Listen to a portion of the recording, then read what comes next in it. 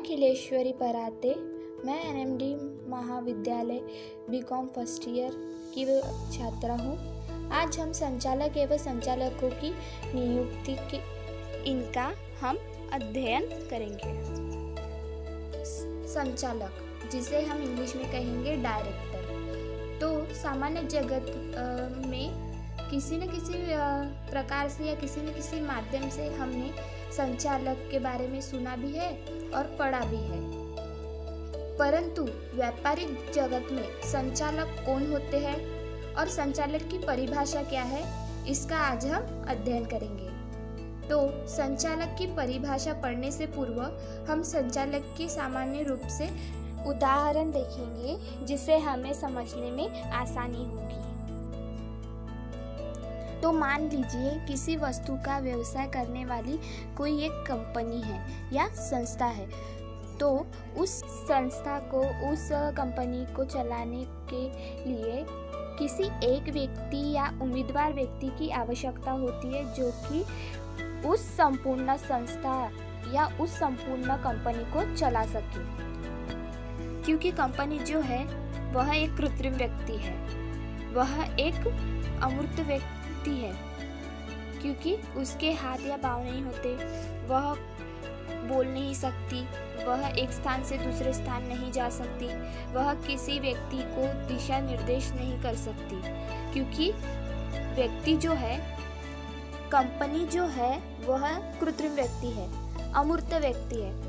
तो इस स्थिति में उस संपूर्ण कंपनी या उस संपूर्ण संस्था की भागदौड़ को जो है वह कौन संभालेगा और वह संपूर्ण कंपनी पर नियंत्रण कौन रखेगा।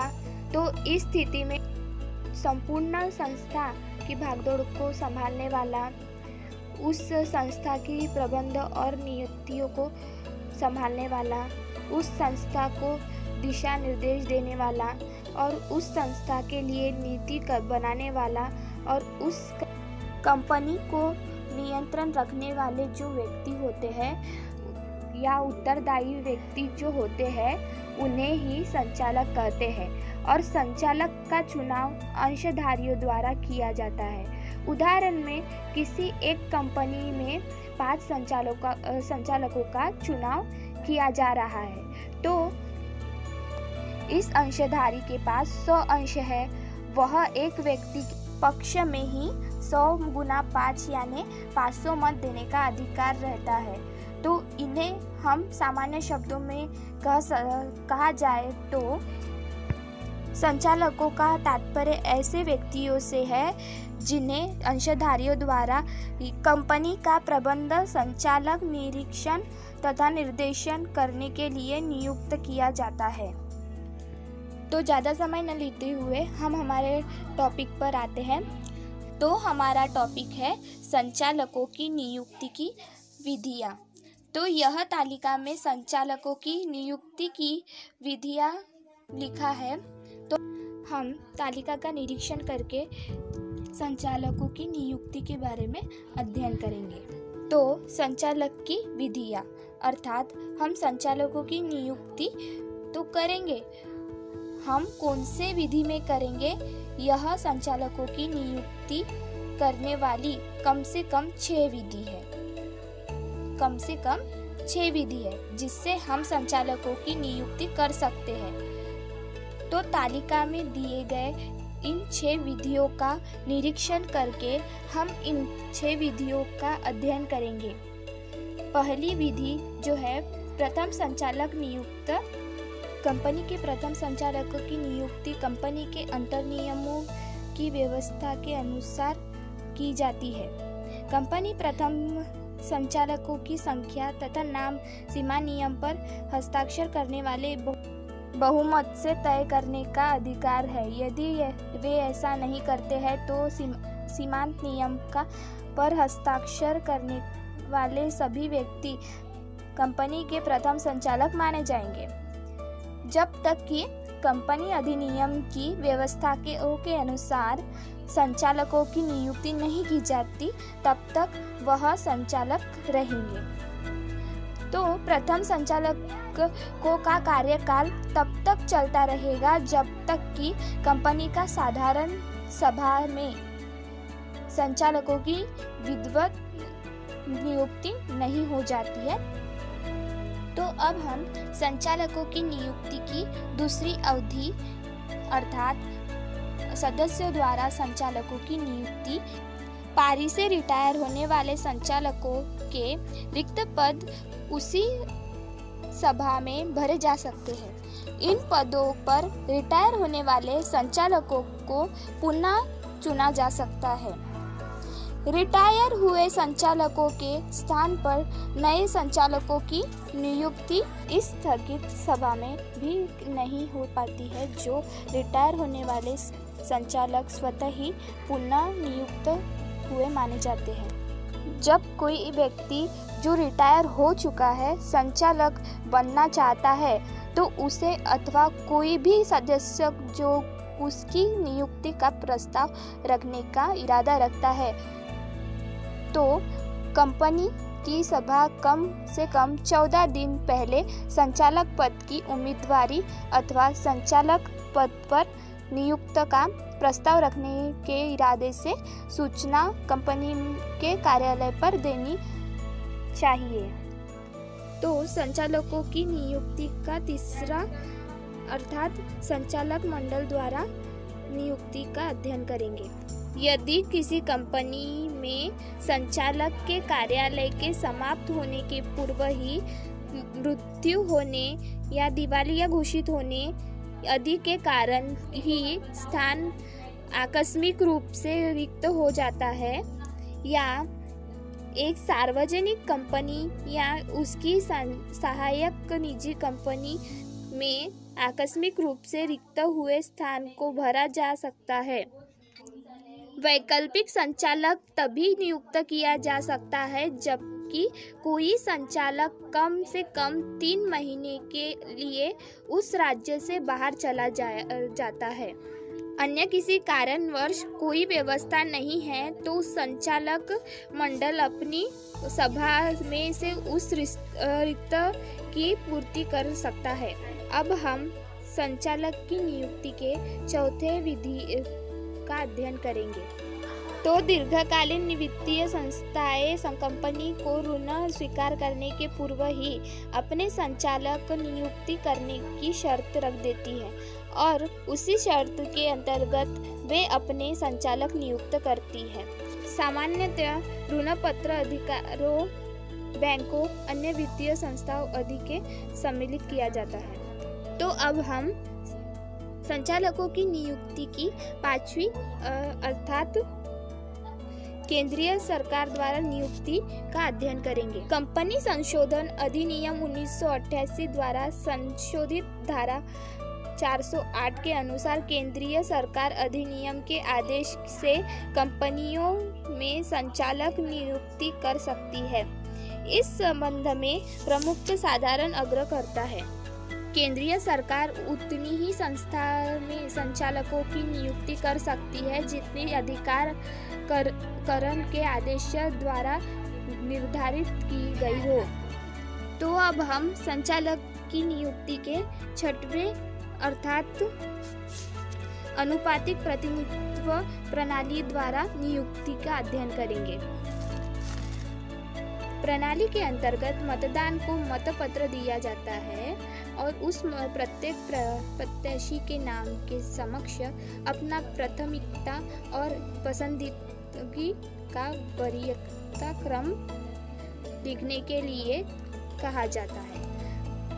संचयी मत प्रणाली के अंतर्गत एक अंशधारी को एक अंश पर उतने ही मत देने का अधिकार होता है जितने स्थानों के लिए चुनाव हो रहा है। उदाहरण के लिए एक कंपनी के 4 संचालकों का चुनाव किया जा रहा है तथा इन अंशधारियों के पास 100 अंश है। वह एक व्यक्ति है पक्ष में ही 4 गुना 100 मतलब 400 मत देने का अधिकार है। मेरा पूरा नाम यज्ञदीप शंकर लांजेवाल। मैं BCom first semester Hindi medium का स्टूडेंट हूँ और मेरा टॉपिक नाम है संचालक की शक्ति और उसके कर्तव्य। संचालकों के अधिकार। कंपनी एक कृत्रिम व्यक्ति होती है, अतः वह स्वयं कुछ कार्य नहीं कर सकती। उसके ओर से सभी कार्य करने का दायित्व संचालकों पर होता है। इन दायित्वों को पूरा करने के लिए संचालकों को कुछ अधिकार मिले हुए होते हैं। एक संचालक को कंपनी की ओर से कार्य करने का कोई अधिकार तब तक नहीं होता जब तक कि संचालक मंडल या अंतर नियमों द्वारा उसे ऐसी शक्ति हस्तांतरित न कर दी गई हो। अध्ययन की दृष्टि से संचालकों को अधिकारों में दो शीर्षों को विभाजित किया जाता है। ए सामान्य अधिकार, बी विशेष अधिकार। ए पॉइंट सामान्य अधिकार। उसमें पहला पॉइंट लेखा पुस्तकों का निरीक्षण। कंपनी के प्रत्येक संचालक को कंपनी की लेखा पुस्तकों में हिसाब की अन्य पुस्तकों एवं आवश्यक प्रपत्र तथा पंजियों के समय समय पर निरीक्षण करने का अधिकार होता है। सेकंड पॉइंट अधिकारियों पर नियंत्रण। कंपनी में कार्यरत समस्त अधिकारियों व कर्मचारियों के कार्यों की देखरेख करना, उन पर नियंत्रण रखना, उनकी पदोन्नति, स्थानांतरण व नियुक्ति संबंधी कार्य भी संचालकों द्वारा किए जाते हैं। तीसरा पॉइंट है सभा की सूचना पाने का अधिकार। संचालक को संचालक मंडल की सभा की सूचना को पाने का अधिकार होता है। यह सूचनाओं प्रत्येक संचालक के उनके पते पर पंजीकृत डाक से प्रेषित की जाती है। पॉइंट चौथा वेतन एवं भत्ते का अधिकार। प्रत्येक संचालक को अपनी सेवाओं के बदले वेतन एवं भत्ते प्राप्त करने का अधिकार होता है। पॉइंट पांचवा सभाओं में भाग लेना। कंपनी की प्रत्येक सभाओं में संचालकों को भाग लेने का अधिकार होता है।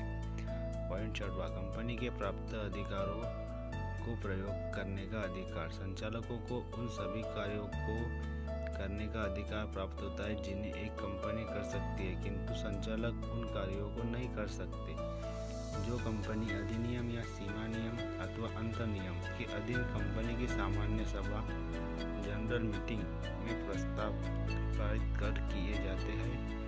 अतः संचालकों को अपने अधिकारों का प्रयोग करते समय अधिकारों पर लगाए गए प्रतिबंधों का ध्यान में रखना आवश्यक है। संचालकों को प्राप्त अधिकारों का हमेशा कंपनी के हित में लाभ के लिए प्राप्त करना चाहिए। पॉइंट नंबर 7वां संचालकों के अधिकारों में अंशधारियों द्वारा बाधा नहीं। संचालकों को कंपनी का सामान्य प्रबंध करने का अधिकार प्राप्त होता है, अतः अंशधारियों को संचालकों के कार्यों व अधिकारों में बाधा डालने का अधिकार नहीं होता।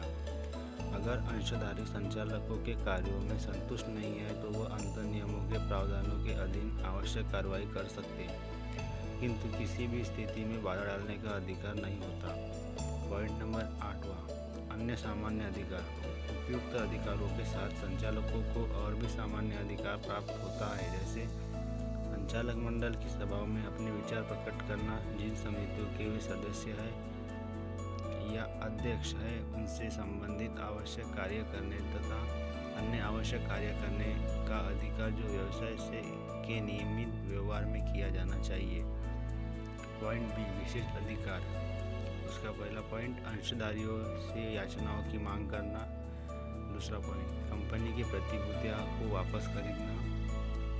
थर्ड पॉइंट प्रतिभूतियां जारी करना जिनमें ऋण पत्र भी शामिल है, यह चाहे भारत में किया जाए या भारत के बाहर। चौथा पॉइंट धन उधार लेना। फिफ्थ पॉइंट कंपनी के धन का विनियोग करना। 6 पॉइंट ऋण प्रदान करना या उसकी गारंटी देना या ऋणों की प्रतिभूति देना। 7वां पॉइंट वित्तीय विपणियों व संचालक मंडल की रिपोर्ट का अनुमोदन करना। 8वां पॉइंट कंपनी के व्यापार का विस्तार करना। 9वां पॉइंट किसी कंपनी का अधिग्रहण करना या अन्य कंपनी में काफ़ी मात्रा में हित प्राप्त करना। संचालकों के कर्तव्य ड्यूटीज़। संचालकों को अधिकार दिए जाने के साथ साथ उनसे यह अपेक्षा की जाती है कि वे इन अधिकारों का प्रयोग कंपनी या उसके अंशधारकों के हितों तथा सार्वजनिक हितों के लिए करेंगे। संचालकों के कर्तव्य कंपनी की प्रकृति एवं उसके आकार पर निर्भर करते हैं। संचालकों को कंपनी अधिनियम व इसके अंतर्गत बनाए गए नियम का पालन करते हुए अपने कर्तव्य निभाने चाहिए। संचालकों के कर्तव्य को निम्नानुसार बताया जा सकता है। पॉइंट ए, कंपनी अधिनियम के अनुसार संचालकों के कर्तव्य। पॉइंट बी, अंतर नियमों के अनुसार संचालकों के कर्तव्य। पॉइंट ए, कंपनी अधिनियम के अनुसार संचालकों के कर्तव्य। ए, अंतर नियमों का पालन। संचालक को कंपनी के अंतर नियमों के अनुसार कार्य करना चाहिए। पॉइंट सेकंड, सत्यनिष्ठापूर्ण ढंग से कार्य करना। संचालक को कंपनी के उद्देश्यों का बढ़ावा देने के उद्देश्य से कार्य करना चाहिए। उसके कार्य कंपनी के सदस्यों, कर्मचारियों, अंशधारियों, कंपनी और समाज के फायदे के लिए होने चाहिए तथा उसे पर्यावरण की सुरक्षा को भी ध्यान में रखना चाहिए। पॉइंट थर्ड, उचित कर्मठा, दक्षता व चातुर्य से काम करना। कंपनी में संचालक को अपना कार्य कर्मठा, दक्षता व चातुर्य से करना चाहिए तथा स्वतंत्र निर्णय लेने चाहिए। पॉइंट चौथा, कंपनी के हितों से विरोधात्मक परिस्थिति में न होना। संचालक को किसी भी ऐसी स्थिति में नहीं होना चाहिए जहां उसके व कंपनी के हितों में प्रत्यक्ष या अप्रत्यक्ष रूप से विरोध उत्पन्न होता हो या ऐसा होने की संभावना हो। पांचवा पॉइंट, कोई अनाधिकृत लाभ प्राप्त करना। संचालक को स्वयं के लिए, अपने रिश्तेदार, साझेदार या सहयोगी के लिए कंपनी में कोई अनाधिकृत लाभ को न उठाना चाहिए और न कि इसका प्रयास करना चाहिए, और यदि वह ऐसा करता है तो उठाए गए लाभ की रकम कंपनी को लौटानी होगी। छठवां, पद का हस्तांतरण नहीं। संचालक अपने पद का किसी अन्य को हस्तांतरण नहीं कर सकता। यदि वह ऐसा करता है तो वह हस्तांतरण शून्य व्यर्थ माना जाएगा। पॉइंट बी, अंतर नियम के अनुसार संचालकों के कर्तव्य। एक, प्रविवरण की सत्यता को देखना।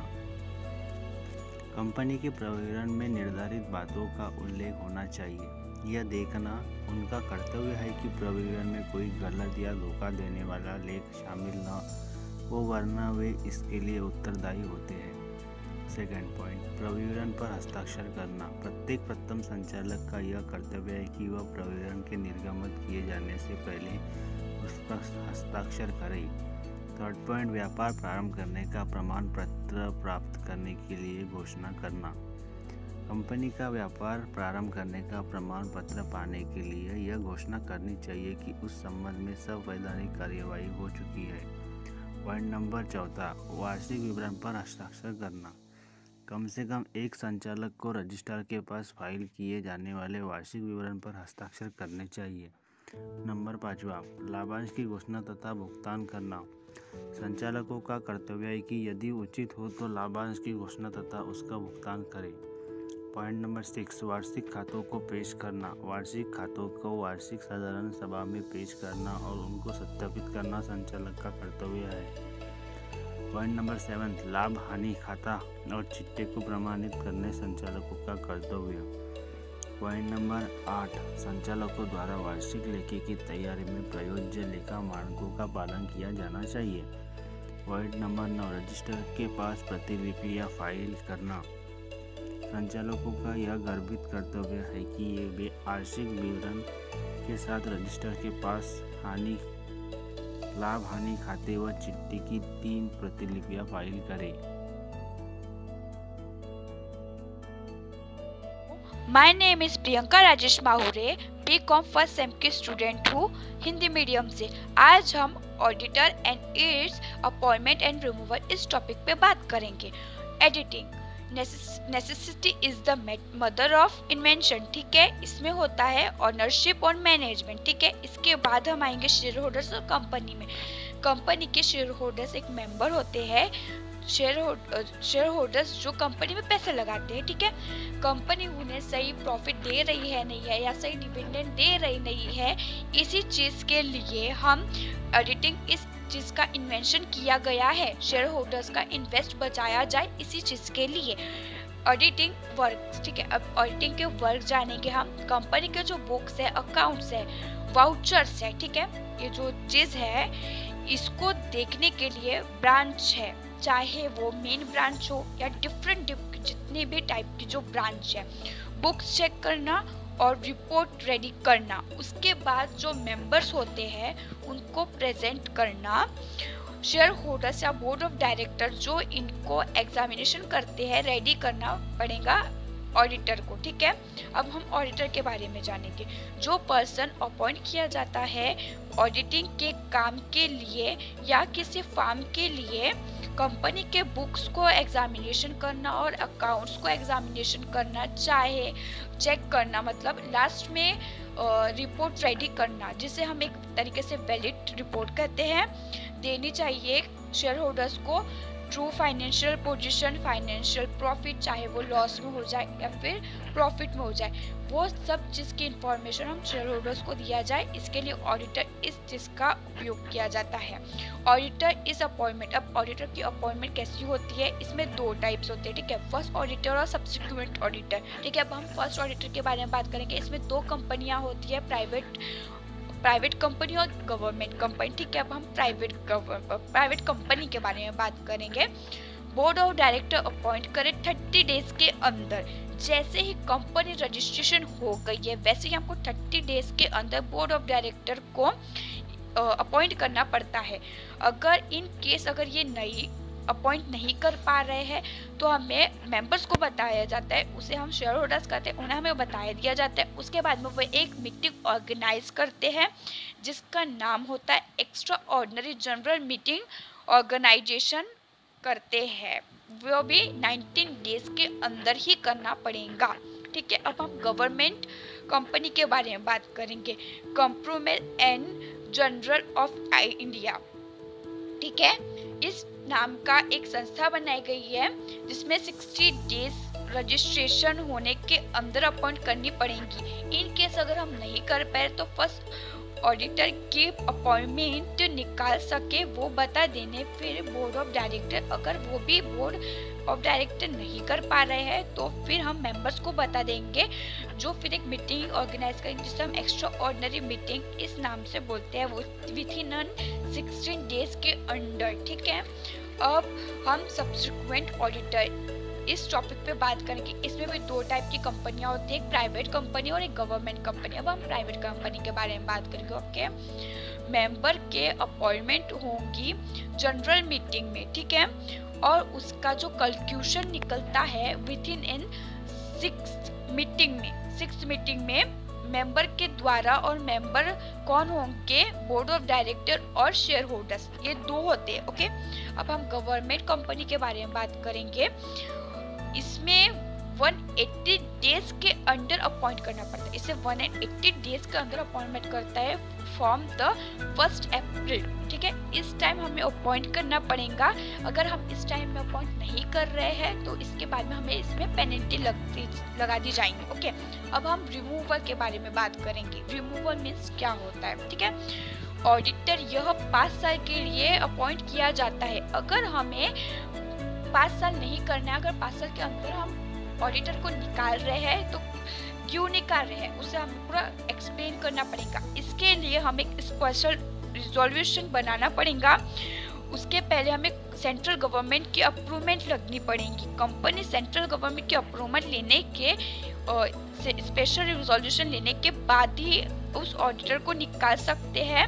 और जो एप्लीकेशन सेंट्रल गवर्नमेंट से जो अप्रूव के लिए मांगी थी उसको एप्लीकेशन निकालना है और आपके ही फॉर्म मिलेगा। ठीक है, आपको एक फॉर्म मिलेगा, उसको भर के और उसमें ना फीस भी लगती है, उसको फिर हम अप्लाई कर सकते हैं।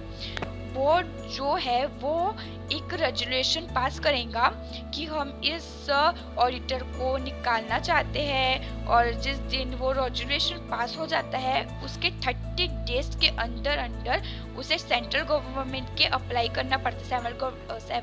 सेंट्रल गवर्नमेंट हमें अप्लाई करना पड़ेगा टाइम पीरियड में। ठीक है, इस टाइम पीरियड में 30 डेज के टाइम पीरियड में हमको सेंट्रल गवर्नमेंट को अप्लाई करना पड़ेगा। ओके, अब जब अपने सेंट्रल गवर्नमेंट का अप्लाई कर दिया है, उसका अप्रूवमेंट आ गया है, उसके 60 डेज के अंदर, ठीक है, उसके 60 डेज के अंदर हमको जनरल मीटिंग करनी पड़ेगी। कंपनी को एक जनरल मीटिंग करना पड़ेगा इस स्पेशल रेजोल्यूशन को पास करने के लिए कि हमने उस ऑडिटर को निकालना है और ऐसे जो मतलब जो भी कंडीशन है